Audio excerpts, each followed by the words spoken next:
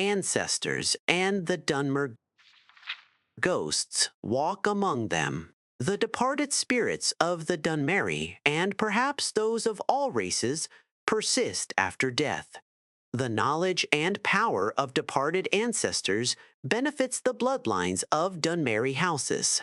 The bond between the living family members and immortal ancestors is partly blood, partly ritual, partly volitional.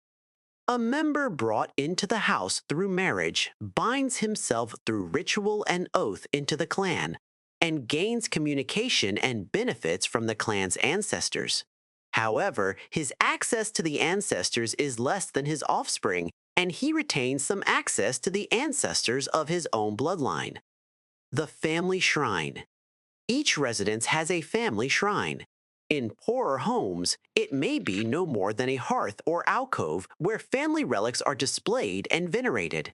In wealthy homes, a room is set aside for the use of the ancestors.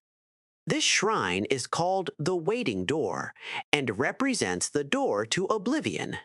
Here, the family members pay their respects to their ancestors through sacrifice and prayer, through oaths sworn upon duties, and through reports on the affairs of the family.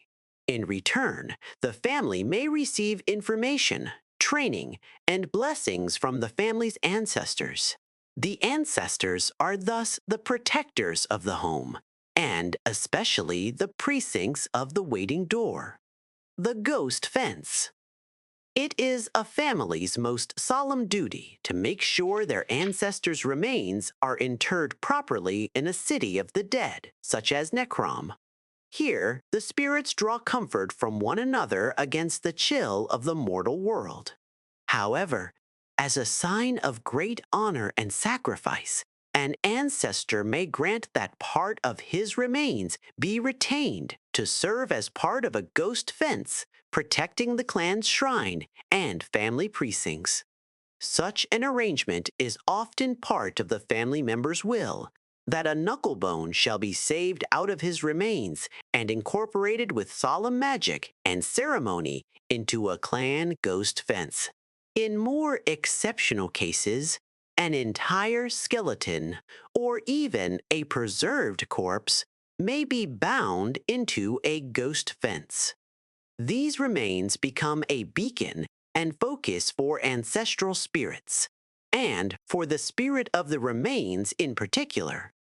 The more remains used to make a ghost fence, the more powerful the fence is, and the most powerful mortals in life have the most powerful remains. The great ghost fence created by the tribunal to hold back the blight incorporates the bones of many heroes of the temple and of the houses, Indoril and Redoran, who dedicated their spirits to the temple and clan as their surrogate families. The ghost fence also contains bones taken from the catacombs of Necrom and the many battlefields of Morrowind. The mortal chill spirits do not like to visit the mortal world, and they do so only out of duty and obligation. Spirits tell us that the other world is more pleasant, or at least more comfortable for spirits than our real world, which is cold, bitter, and full of pain and loss. Mad spirits. Spirits that are forced to remain in our world against their will may become mad spirits or ghosts. Some spirits are bound to this world because of some terrible circumstances of their death, or because of some powerful emotional bond to a person, place, or thing. These are called hauntings. Some spirits are captured and bound to enchanted items by wizards. If the binding is involuntary, the spirit usually goes mad. A willing spirit may or may not retain its sanity, depending on the strength of the spirit and the wisdom of the enchanter. Some spirits are bound against their wills to protect family shrines. This unpleasant fate is reserved for those who have not served the family faithfully in life. Dutiful and honorable ancestral spirits often aid in the capture and binding of wayward spirits. These spirits usually go mad and make terrifying guardians. They are ritually prevented from harming mortals of their clans, but that does not necessarily discourage them from mischievous or peevish behavior. They are exceedingly dangerous for intruders. At the same time, if an intruder can penetrate the spirit's madness and play upon the spirit's resentment of his own clan, the angry spirits may be manipulated. Oblivion. The existence of oblivion is acknowledged by all Tamriel cultures, but there is little agreement on the nature of that other world, other than it is the place where the Aedra and Daedra live, and that communication and travel are possible between this world and oblivion through magic and ritual.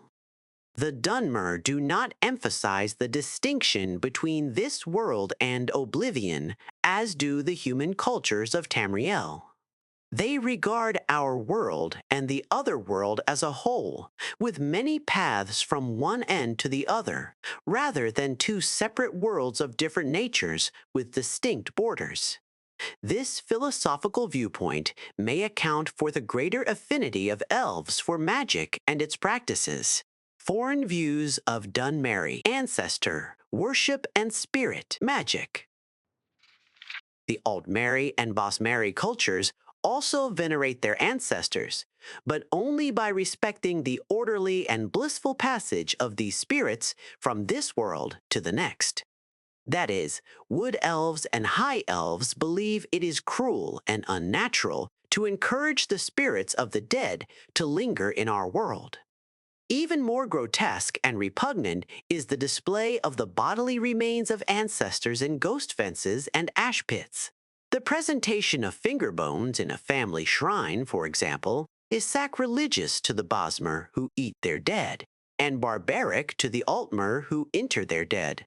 The human cultures of Tamriel are ignorant and fearful of dark elves and their culture, considering them to be inhuman and evil, like orcs and Argonians, but more sophisticated. The human populations of Tamriel associate Dunmer ancestor worship and spirit magic with necromancy. In fact, this association of the dark elves with necromancy is at least partly responsible for the dark reputation of Dunmer throughout Tamriel. This is generally an ignorant misconception, for necromancy outside the acceptable clan rituals is a most abhorrent abomination in the eyes of the Dunmer.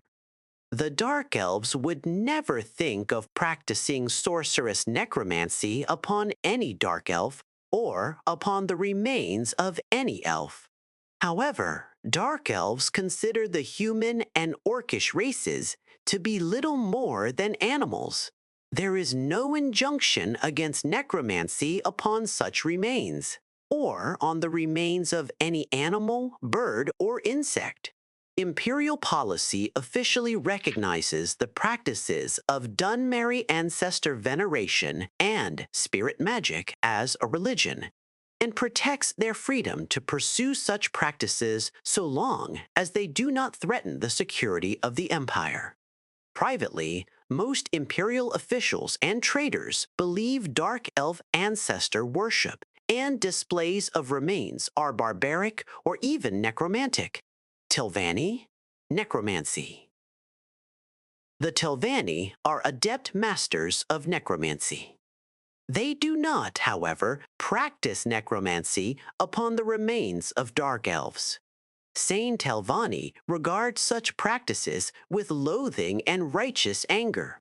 They do practice necromancy upon the remains of animals and upon the remains of humans, orcs, and Argonians, who are technically no more than animals in Morrowind. Publisher's note. This book was written by an unknown scholar as a guide for foreign visitors to Morrowind shortly after the armistice was signed. Many of these practices have since fallen into disfavor. The most obvious changes are those regarding the practice of necromancy and the Great Ghost Fence. Dunmer today regard necromancy upon any of the accepted races as an abomination.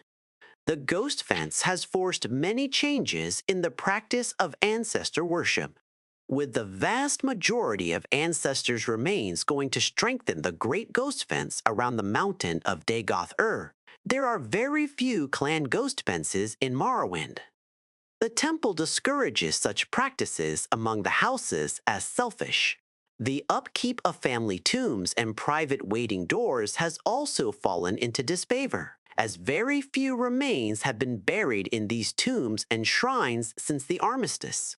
In recent years, most Dunmer venerate a small portion of their ancestors' remains kept at a local temple.